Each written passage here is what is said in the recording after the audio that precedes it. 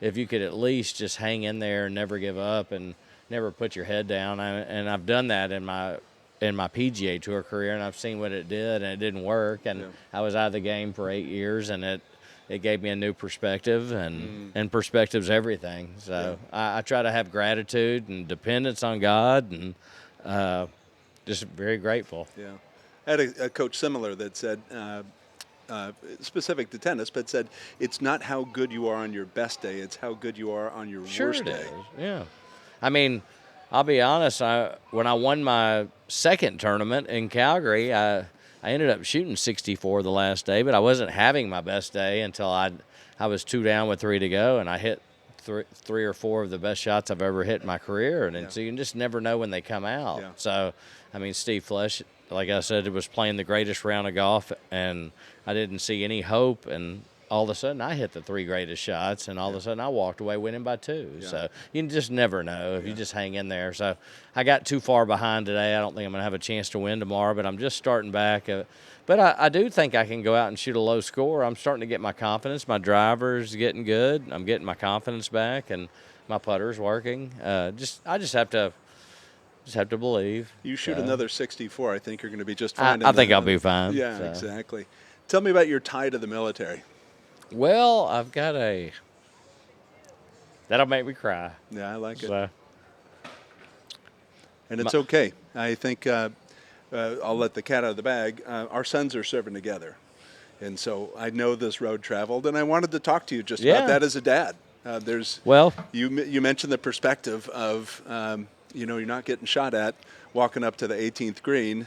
In my world, I'm not, belly crawling underneath barbed wire and getting shot at. But our sons are serving. Amen. So my son goes by the name Buzz. His name is John William. He graduated from Christian Brothers High School in Memphis, Tennessee. And he went off to Mississippi State, got in a fraternity, maybe didn't make his best grades, maybe flunked out, and came home and COVID hit, and he started doing school online. He was going to earn his way back to Mississippi State, and he didn't like doing school online, and he came to us one day, and he said, I want to join the military. Yeah. And we both accepted it. He went to Fort Benning to train to wherever the start is, and then he was based in Colorado Springs, and literally 4 months after he got through with basic training, he's heading off to Syria for 9 months. Yeah. And it was brutal. The military didn't turn off his Find My iPhone, which made it worse.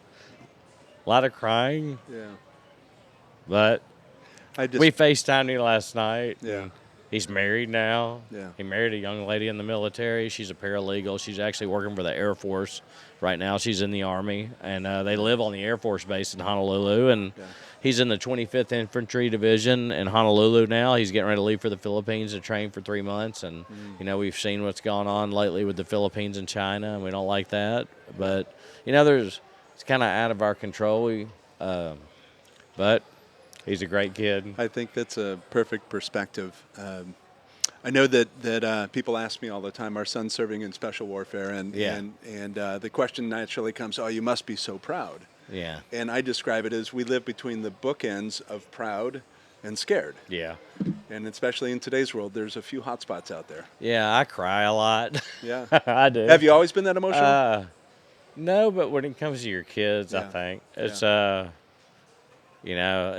when he was in Syria, I know he had some life-threatening situations he was in, and I had to call one of my Navy SEAL buddies to see what was going on at one point, and 2 days later his phone showed up again. It was off service for 7 days, and there's been quite a few incidences, I know, and personally I don't think the Army especially takes care of its kids emotionally, and I know that he found one of his friends that had committed suicide, so he's got a lot of PTSD, and I respect him a lot, and just would never have the courage to be in his shoes. Yeah.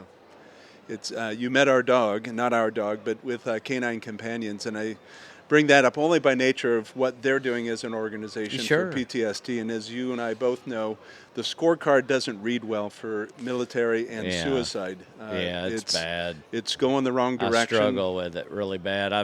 I've tried to pay for private help, but they're so afraid they'll get on their record at some point. Mm-hmm. They've scared them so much. It's like they almost frown on them to get help. And I would love for my son to get help. He does have a dog. They adopted a dog in Hawaii, and he's a great dog. He's great at training him, and we saw him. We FaceTime with him last night for an hour. We hadn't talked to him in like a month, and he just calls us when he calls us, and we just enjoy it. And I think it's important that these kids get the mental help they need. I just don't think they get it, and I don't know who to scream to or yell to, but they really don't get the help they need. Yeah, and I didn't serve, but it does stagger me as well in terms of, as you know, as an athlete, proactive is better than reactive. Absolutely, and why wouldn't you want your best soldiers getting the best help all the time? And it would actually benefit the military. I don't know why they frown on it so bad. And there's so many private people that are out there trying to help, but it's like the kids are afraid to go see them. I don't know what the stigmatism is, but it scares me. I wish my son. I'm glad that he is married. He's got someone to talk to, and I know they talk about all the issues he's had in Syria. I mean, they had 30 rockets come in a day into their base for 9 months, basically.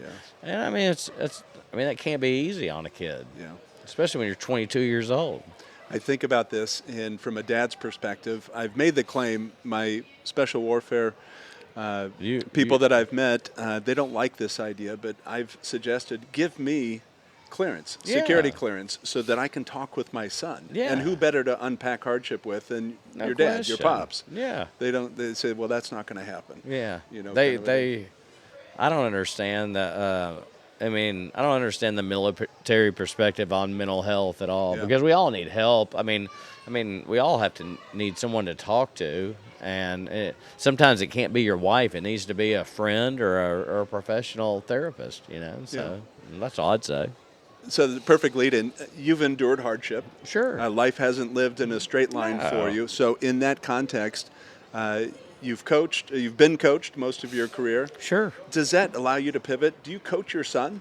Or can you? Does it not apply? My son draws boundaries with me. I wasn't there his childhood. I was on the road a lot, so he's a lot closer with his mother, and I respect that. I wish I was the guy that he talk to. My youngest son's the exact opposite. He talks to me a lot because I was there in his childhood, but I just happened to miss, after my son turned 6 or 5 and started school, I just wasn't there a lot. I was playing 32 tournaments a year on the PGA Tour, so I'm the first guy that supports. I'm glad these guys go to live. I'm glad all these guys are getting ready to get a bunch of money. I'm so glad because, I had to make a living for my family growing up, and I thought I needed to practice when I was home, and I just wasn't there for my oldest. So he actually uses his mother way more than me. I wish it was me, but, it's just the facts of life. Yeah. So, yeah. Talk to me about his first deployment. His first deployment, so, he did Fort Benning in literally 2 months. Goes to Colorado Springs, and he calls us, and he goes, hey, I've got a chance to make this deployment to Syria. I really want to work hard. And he just busted his butt and did everything he could. And he was like the last man picked to go and did 9 months over there. He drove the Oshkosh that took the place of the Humvee. Yeah. He said he thought he died twice.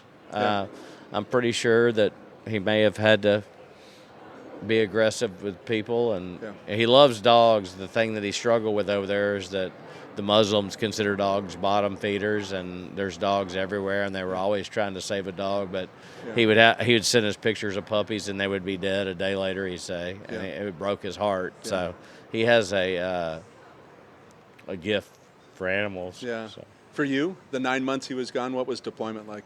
I think I prayed more than I ever prayed. Yeah. I'm a Christian. I'm a believer. I just spoke the other night to the Lynx group here in Newport Beach. I was going to ask you if you're participating with the Lynx. Yeah, I did the Lynx. Me and Fred Funk and Justin Leonard spoke. Our tour chaplain Larry Moody had us out. But nice. But I've done that the last 2 years. But when it's your kid in real life, changes perspective. Yeah. Obviously, the Christian battle cry is "Give it to God." Yeah. Can you give your son to God? Absolutely. Yeah.